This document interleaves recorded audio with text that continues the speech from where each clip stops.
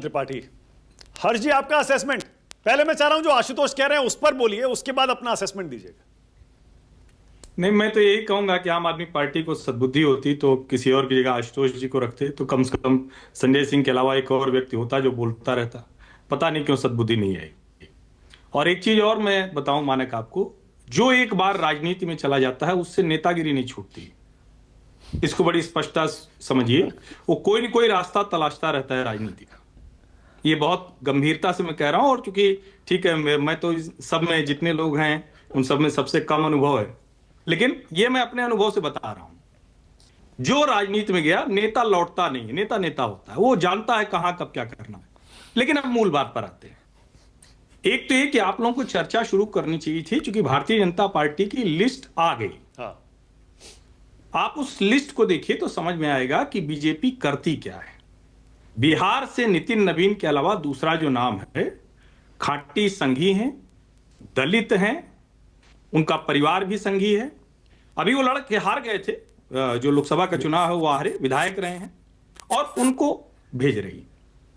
उड़ीसा में एक बीजू जनता दल से हुआ करते थे सुजीत कुमार, उन्होंने राज्यसभा से त्यागपत्र दिया और फिर से राज्यसभा जा रहे हैं अब बीजेपी के जरिए। इसको मैं बता रहा हूं सिर्फ। राहुल सिन्हा पश्चिम बंगाल से हैं, उनको कहा जा रहा था कि वो तो कभी पार्टी छोड़ सकते हैं, वो राज्यसभा भेजे जा रहे हैं, यानी उनको पता है कब किसको कहां रखना है।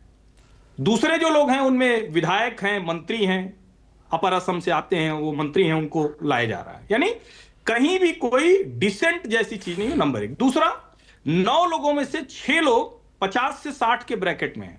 मतलब राज्यसभा, मतलब ये नहीं हुआ कि जो रिजेक्टेड फेंके हुए लोग हैं चलो कबाड़ में डाल दो या कुछ कर दो। मतलब किसी के लिए अपमान नहीं, सब सम्मानित लोग होते हैं, मैं नहीं मानता हूं कि कोई गड़बड़ होता है, लेकिन फिर भी जो आशुतोष इनका रिजेक्टेड लोग नहीं है, सब एक्टिव पॉलिटिशियन है, सबकी अपनी जगह है, बीजेपी उनको ले आ रही है।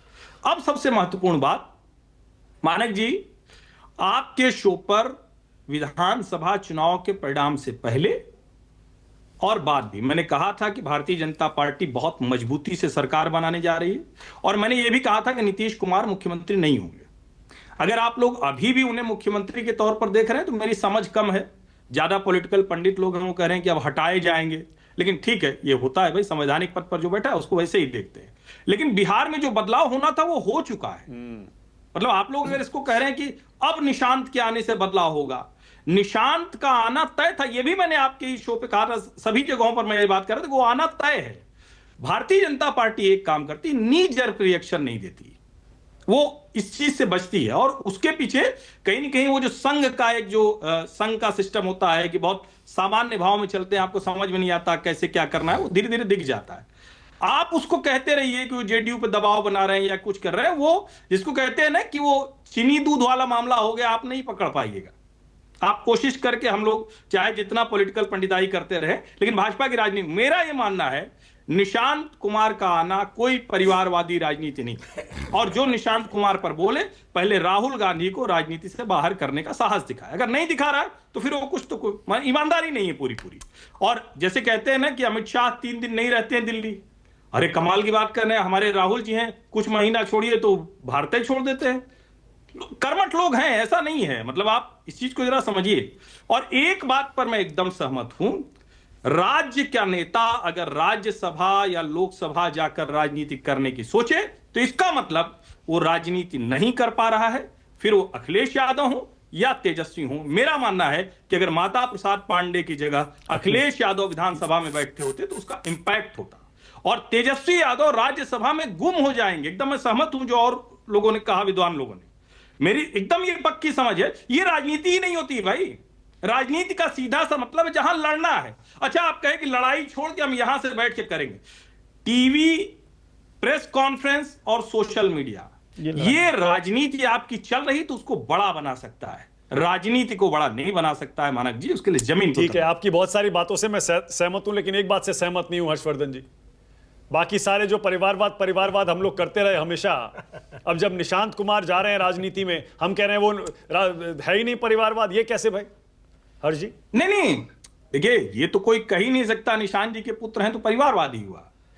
लेकिन निशांत कुमार इतने वर्षों से नीतीश कुमार राजनीति में रहे, वो चाहते तो जाने कब का उनको राहुल के बराबर का नेता बना देते, तेजस्वी के बराबर का नेता बना देते थे। परिवारवाद वहां शुरू हुआ था ना।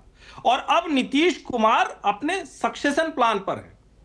अगर निशांत नहीं कर पाएंगे राजनीति तो आउट हो जाएंगे। क्या नीतीश जी की इतनी हैसियत होगी सोनिया जी की तरह की इतने चुनाव हारने के बाद भी वो बनाए रखें? संभव है क्या? मतलब मैं सीरियसली पूछ रहा हूं, देश की जनता को सोचना चाहिए। मैं ये नहीं मानता हूं कि नेता का बेटा नेता हो ही नहीं सकता, लेकिन नेता का बेटा ही सब कुछ तय करे, पूरी पार्टी चलाए, हारे फिर भी जब मन करे तब खड़ा हो जाए, जब मन करे कहे कि अब हो गया भाई, हम 1.5 साल कोई काम नहीं करेंगे। भारतीय अच्छा, राजनीति में आपने सुना है क्या? मतलब हर्षवर्धन जी ये कह रहे हैं कि अगर नेता जाते जाते अपने बेटे को राजनीति में घुसा दे, सेट कर दे तो फिर ठीक है, अपने रहते अगर अपने किसी परिवार को ले आए तो वो परिवारवाद हो जाता है। नहीं, जाते भी नहीं, परिवारवाद तो कहा ही जाएगा अगर निशांत अपने को साबित करेंगे अलग से।